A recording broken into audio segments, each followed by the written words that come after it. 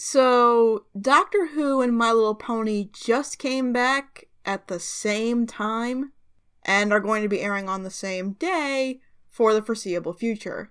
Oh boy, I'm going to have quite a workload ahead of me. Of course I want to talk about them both, but I joined both fandoms around the same time. I can't choose one over the other.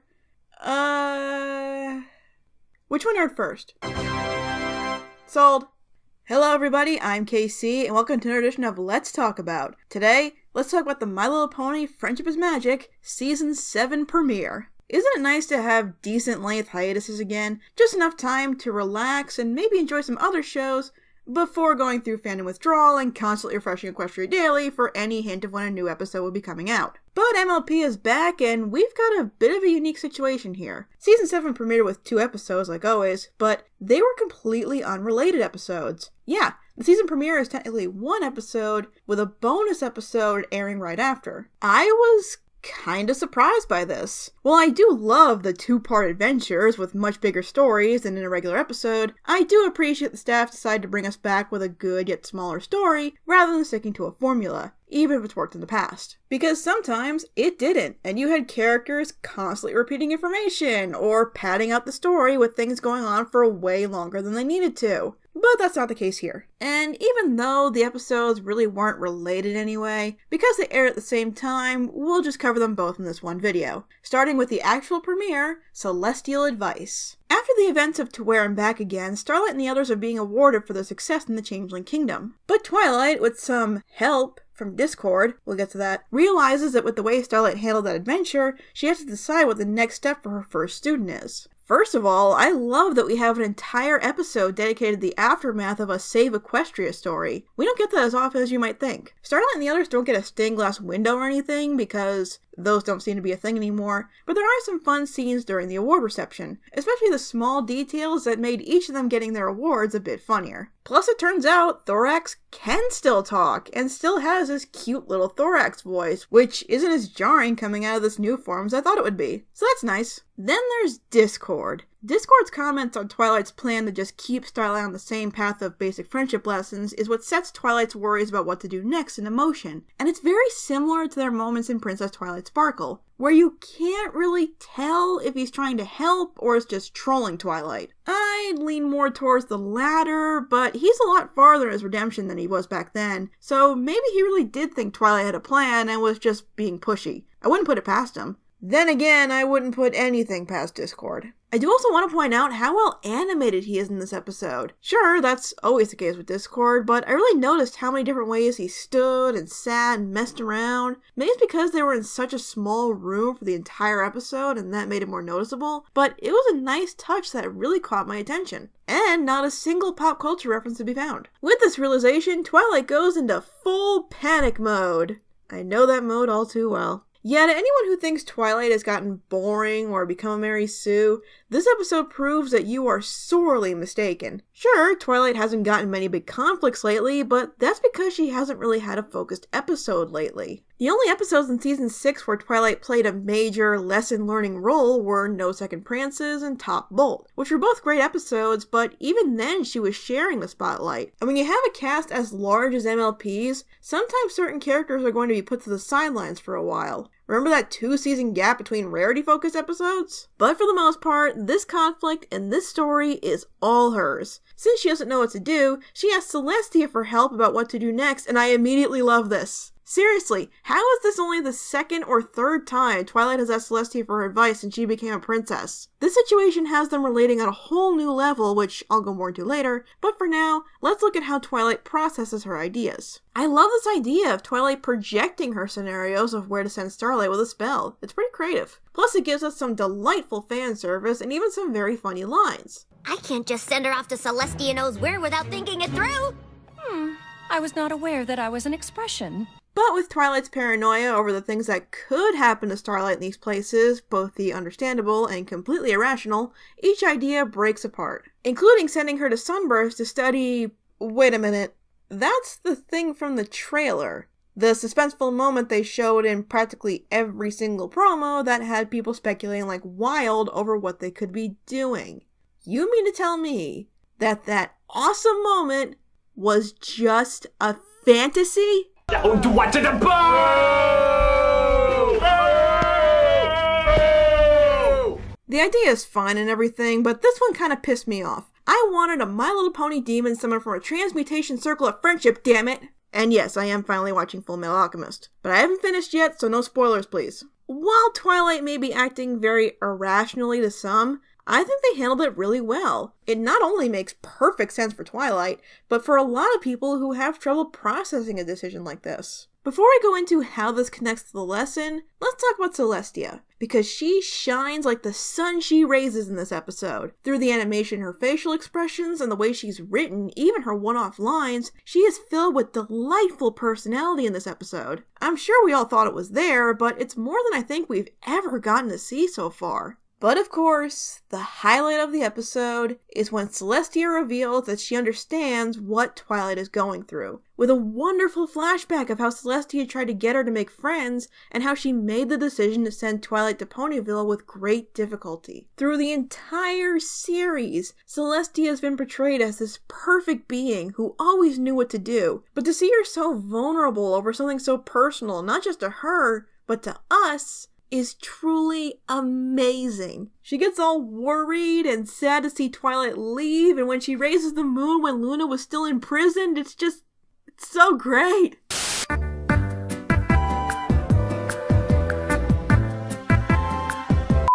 It's not the Celestia-focused episode we all hoped for, but I will take it.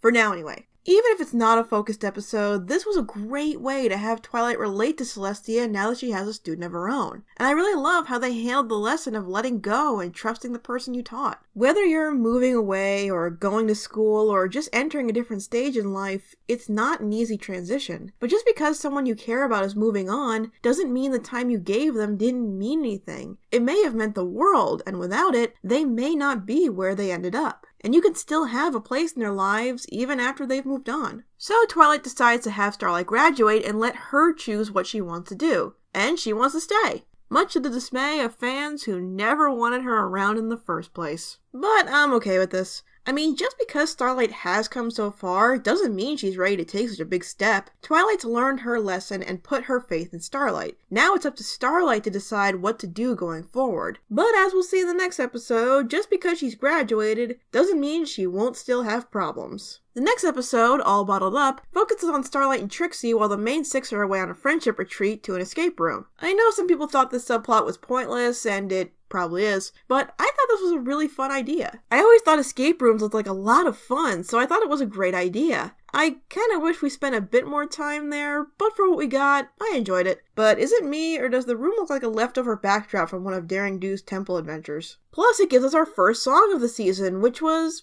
pretty good. It's not the most standout song in the show or anything, but it's not bad. It's fun and catchy, and I thought it worked. Although you lose a point for repeating the animation in the second chorus. But the main focus is Starlight trying to teach Trixie some more advanced magic, including creating a puppy-like teacup, that they don't change back, by the way. Maybe it can live happily with that frog orange that's still out there. But Trixie doesn't listen to the whole lesson and accidentally teleports the friendship map away, and then kinda waves it off as no big deal. Okay.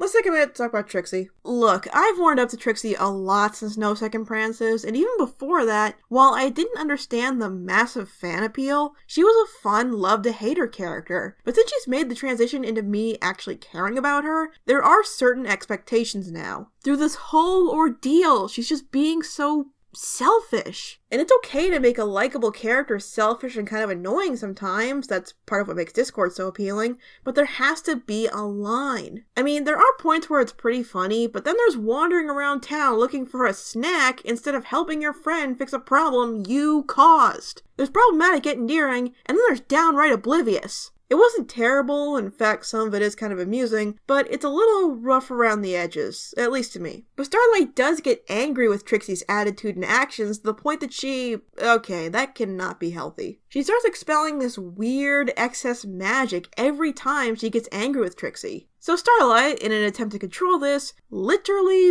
bottles up her magical anger clouds.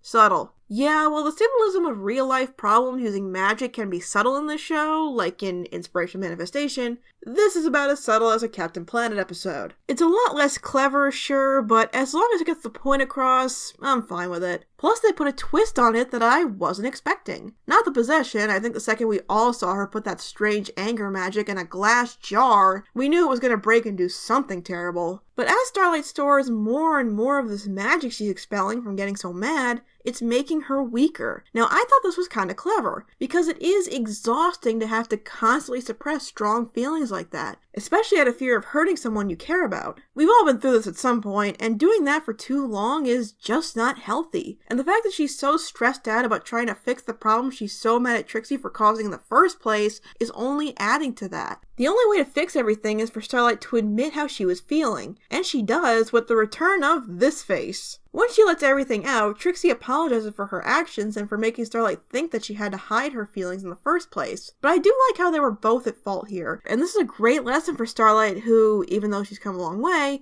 still has to learn not to be afraid to express herself for fear of losing her new friends. The ending is a very sweet moment between these two, and even through Starlight's exhaustion and Trixie's sometimes irritating moments, the chemistry these two have shines through during the entire thing, and I'm glad the staff are taking full advantage of such a great friendship. Oh, and they find the table. Hooray. Overall, this was an unusual yet great start to Season 7, with a great continuation episode and an okay yet still fun episode. Celestial Advice was not only a good follow-up to Where I'm Back Again, but it may be the highlight of Twilight's arc as a mentor, and it is by far Celestia's best appearance in the show so far, and most seem to be in agreement on that. I hope that this was a testing ground to see if they could pull off exploring Celestia more as a character, and hopefully the glowing reception encourages them to do more. All Bottled Up is okay. It's probably not going to end up on any favorites list once the season comes to a close, but for what it is, it's a fun outing with a good message. Not much else, but it doesn't need to be. I do think there are points where Trixie gets a bit too intolerable,